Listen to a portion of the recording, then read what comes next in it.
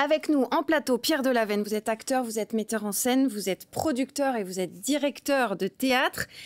Vous êtes notamment directeur du célèbre cours Cocher de Lavenne qui a fait Depardieu, Lucchini, Huppert, Berry et j'en passe.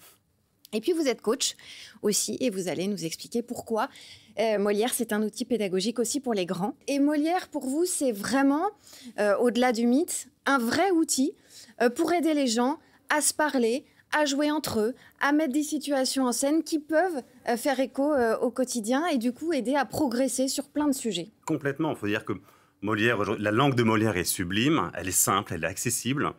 On rit, on sourit, il y a de la dérision, l'autodérision, ça nous fait prendre du recul aussi. Et en entreprise, souvent, on nous appelle pour faire, vous savez, du coaching, des prises de parole en public. Et nous, on arrive avec du théâtre et avec Molière, parce que Molière permet justement à toutes ces personnes déjà de s'accaparer un texte qui est loin de leur peut-être préoccupation, on va dire, quotidienne, technique, et ils apprivoisent les grands textes, les grands auteurs, et notamment Molière, comme par exemple la scène du Misanthrope de Molière que vous connaissez, j'imagine, par cœur, entre Alceste et Philinte. Évidemment, je connais tout, Molière par cœur, quelle question. Bien évidemment. Et là, j'écoutais votre journal tout à l'heure, et c'est vrai qu'il y a de la colère un peu partout, on a l'impression, en France, tout le monde, sur tous les sujets.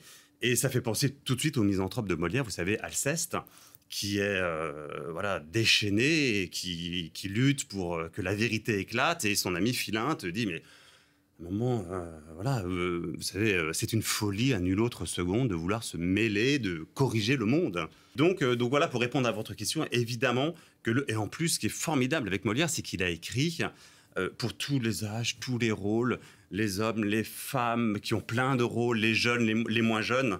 Et il aborde plein de sujets. Molière est beaucoup joué dans les prisons. Vous comprenez ça, vous, en tant que coach, c'est un outil aussi pour se réconcilier peut-être avec la société tout en la décortiquant, en la critiquant, mais aussi pour rire, même en prison. Mais complètement. Je comprends effectivement les personnes qui font ça. J'ai un ami d'ailleurs qui travaille justement dans les prisons. Et Molière, comme on se le disait, c'est tellement intelligent et ça fait rire avant tout. Je pense que pour une société malade, le meilleur médicament aujourd'hui, ça devrait être le rire, pour nous sauver de toutes ces crises. Et en prison, effectivement, vous n'allez pas y aller avec du Brecht, hein, parce que là, les personnes sont peut-être déjà dans un état émotionnel qui serait difficilement adaptable.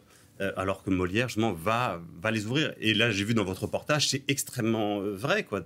Tous les thèmes sont abordés. MeToo, vous disiez, l'école des femmes. MeToo, TikTok. Il y a une phrase incroyable dans l'école des femmes que dit Arnolphe. Il lui dit « Votre sexe est né pour la dépendance du côté de la barbe et la toute-puissance. » L'école des femmes, c'est comme une jeune femme que Arnolphe place dans un couvent, vous voyez, et qu'il veut épouser à la sortie du couvent. Aujourd'hui, il y a malheureusement encore des sociétés où les femmes sont prédestinées à un époux. Et on a envie de dire, l'école des femmes, Molière, déjà, il y a 400 ans, traitait de ce sujet.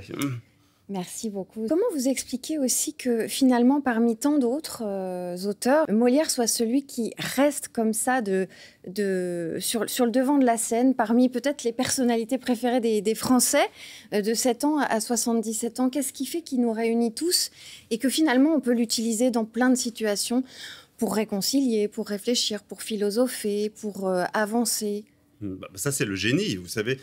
Sacha Guitry, on lui posait la question « Quoi de neuf ?» Il répondait « Molière ». Quoi de neuf, Molière? Aujourd'hui, on a envie de dire encore, bien sûr, il y a d'autres choses, il n'y a pas que Molière, mais tout simplement, je crois que c'est parce que la langue est extraordinairement proche de nous. Les caractères qu'il a dépeints nous touchent encore aujourd'hui et ça nous fait rire.